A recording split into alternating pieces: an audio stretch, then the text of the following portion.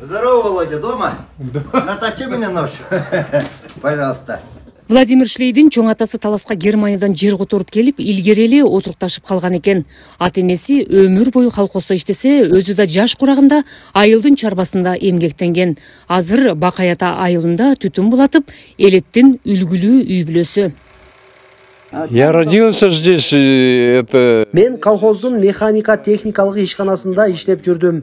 Анда көп улуттар иштечүбүз. Айылыбыздын ынтымагы ошондо эле бекем эле. Азырда мына айылдыктар техникасы бузулса дароо алып келет. Оңдоп берем. Тракторлорубуз бар. Элдин талааларын айдап, үрөөн сээп, түшүм жыйнап кызмат көрсөтөбүз. Кадимки эл кылган эмгекти биз да кылып, тиричилигибиз жаман эмес.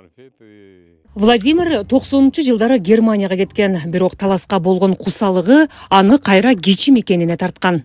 а постоянная мысль была уехать обратно, все. Ар кимдин туулган жери ыйык дейт эмеспи. Мен ал жака барганда ооруп калдым. Климаты жакпай койду. Ойлонуп туруп биринчи эле мүмкүнчүлүк болгондо кайра Бакаятага көчүп келдим.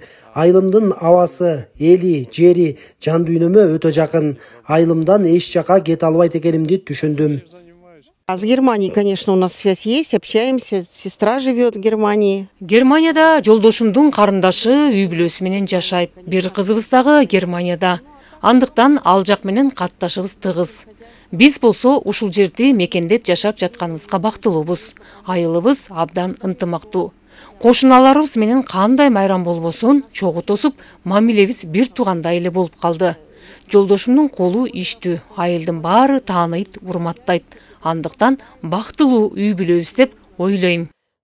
Каарманыбыздын жанында бир уулу бар. Айылда ата энесине кол кабыш кылып, айылдын да иштерине активдүү катышат. Жубайлардын айтымдарында талас көп улуттун алтын бешиги. Салика Сариева, Элхан Арстанбеков, Ала-Тоо 24, Талас облусу.